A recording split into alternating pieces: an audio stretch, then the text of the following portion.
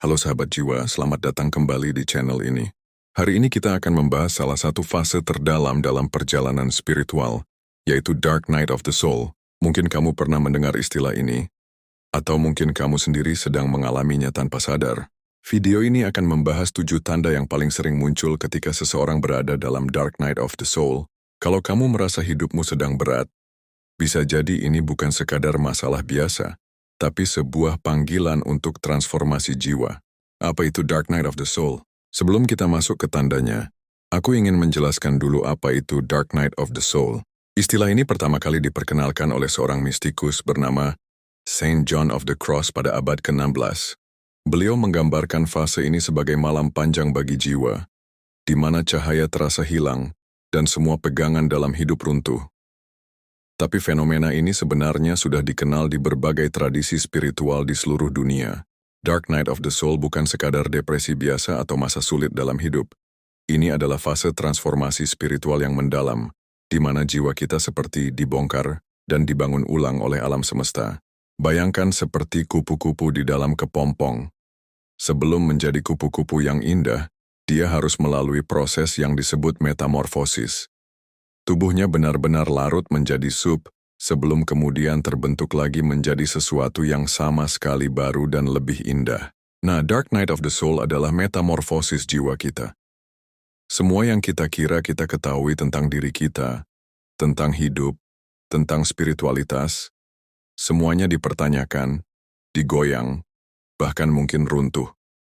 Dan ini terjadi karena jiwa kita sedang bersiap untuk naik ke level kesadaran yang lebih tinggi.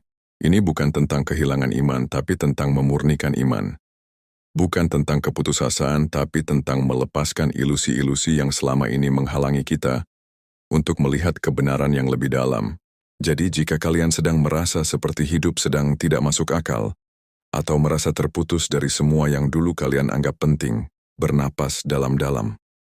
Mungkin ini adalah undangan dari alam semesta untuk masuk lebih dalam ke dalam diri kalian yang sejati. Tanda pertama, merasa terputus dari diri sendiri. Tanda pertama yang paling umum adalah perasaan terputus dari diri sendiri. Kalian mungkin merasa seperti tidak mengenali diri kalian sendiri di cermin. Hal-hal yang dulu kalian suka, tiba-tiba terasa hambar. Passion yang dulu menyala-nyala, sekarang seperti api yang redup. Ini bukan berarti kalian kehilangan jati diri. Sebaliknya, ini adalah proses jiwa kalian melepaskan identitas palsu atau ego mask yang selama ini kalian kenakan. Selama bertahun-tahun, kita sering mendefinisikan diri berdasarkan peran yang kita mainkan sebagai anak, orang tua, karyawan, atau berdasarkan hobi dan minat kita. Tapi siapa kita di balik semua label itu? Dark Night of the Soul memaksa kita untuk berhadapan dengan pertanyaan fundamental ini. Dan prosesnya memang tidak nyaman, seperti melepas baju yang sudah nyaman kita pakai bertahun-tahun. Jika kalian mengalami ini, ingatlah bahwa ini adalah proses pembersihan. Seperti pohon yang merontokkan daun-daun tuanya di musim gugur untuk bersiap tumbuh daun baru di musim semi. Jiwa kalian sedang merontokkan identitas lama untuk memberi ruang bagi diri yang lebih autentik. Tips untuk menghadapinya. Jangan memaksa diri untuk kembali menjadi seperti dulu. Biarkan proses ini terjadi dengan lembut. Gunakan waktu ini untuk refleksi mendalam. Journaling bisa sangat membantu. Tanda kedua, kehilangan makna dan tujuan hidup. Tanda kedua adalah perasaan bahwa hidup tidak lagi memiliki makna atau tujuan yang jelas. Goals yang dulu terasa penting, sekarang terasa kosong. Bahkan kesuksesan yang sudah diraih terasa hambar dan tidak memuaskan. Ini adalah fase yang sangat menantang karena kita semua butuh merasa bahwa hidup kita bermakna. Tapi apa yang terjadi adalah, jiwa kita sedang mempertanyakan makna-makna buatan yang selama ini kita terima dari masyarakat, keluarga, atau bahkan dari diri kita sendiri. Mungkin selama ini kalian berpikir bahwa makna hidup adalah mencapai kesuksesan karir, memiliki keluarga yang bahagia, atau mengumpulkan harta, dan tidak ada yang salah dengan semua itu. Tapi Dark Night of the Soul mengundang kita untuk bertanya lebih dalam. Apakah ini benar-benar makna hidup saya? Atau ini hanya ekspektasi yang saya terima dari luar? Fase ini seperti sedang membersihkan rumah dari barang-barang yang tidak lagi kita butuhkan. Mungkin dulu barang itu berharga, tapi sekarang hanya menghabiskan tempat. Jiwa kita sedang membuat ruang untuk makna yang lebih dalam dan autentik, Yang perlu diingat adalah, kehilangan makna lama bukan berarti kalian tidak akan pernah menemukan makna baru.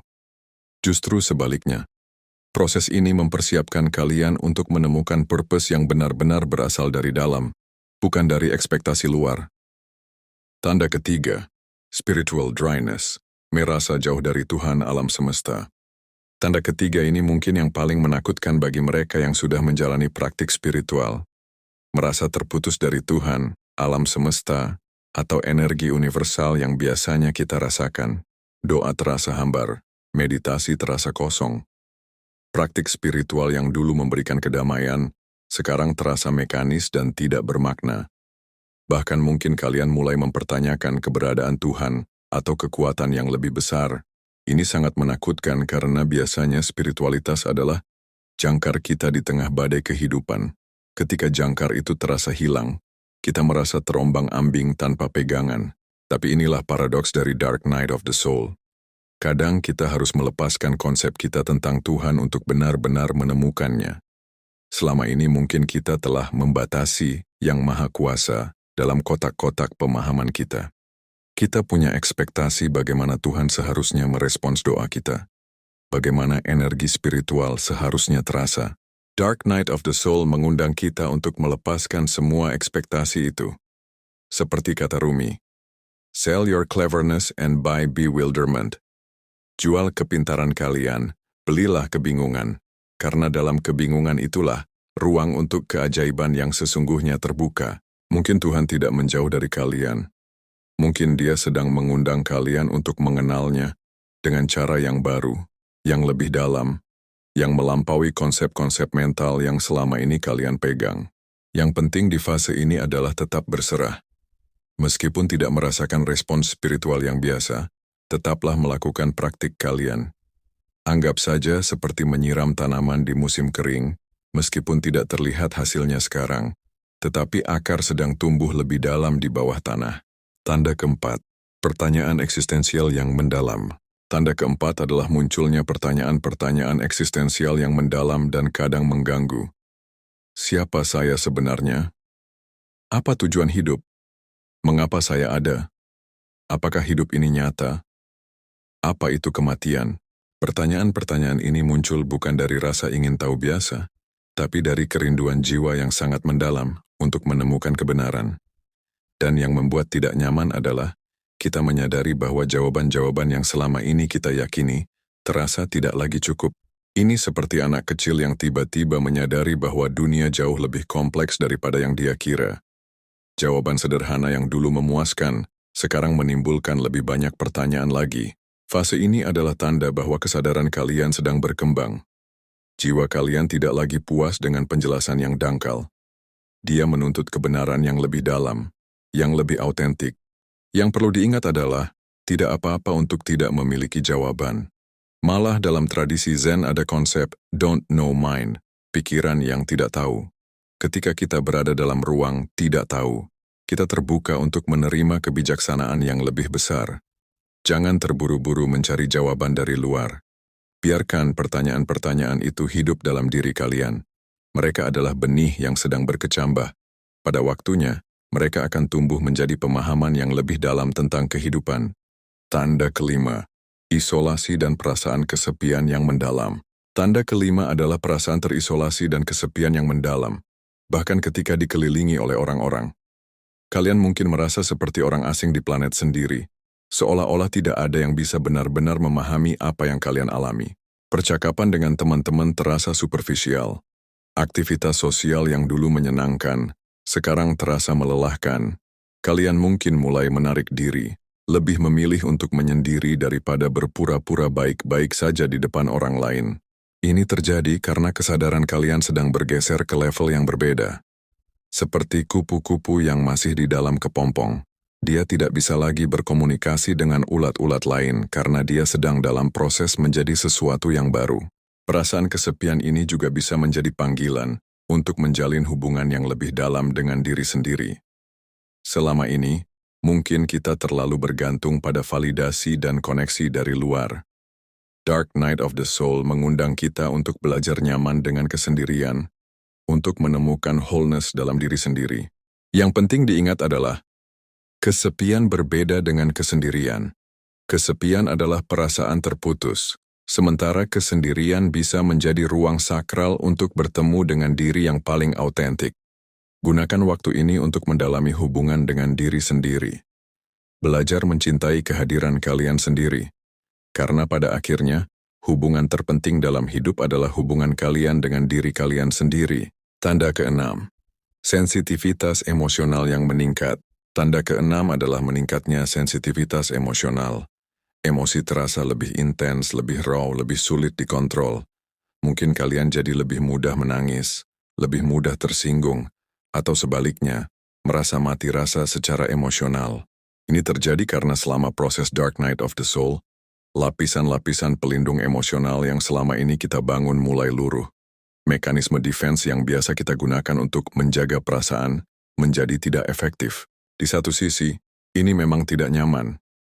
Tapi di sisi lain, ini adalah proses penyembuhan yang mendalam. Emosi-emosi yang selama ini kita tekan, kita sembunyikan, atau kita hindari, sekarang naik ke permukaan untuk diproses dan dilepaskan. Bayangkan seperti luka lama yang akhirnya dibersihkan. Proses membersihkannya mungkin perih, tapi itu diperlukan agar luka bisa sembuh dengan benar dan tidak bernanah di dalam. Kalian juga mungkin merasakan empati yang meningkat terhadap penderitaan orang lain, bahkan terhadap penderitaan dunia secara keseluruhan.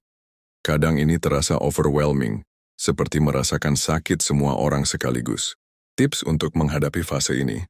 Berikan ruang untuk emosi tanpa menghakimi. Praktikan grounding teknik seperti bernapas dalam atau berjalan di alam. Jangan takut untuk menangis, air mata adalah cara alami jiwa membersihkan diri. Cari dukungan dari terapis atau spiritual mentor jika diperlukan.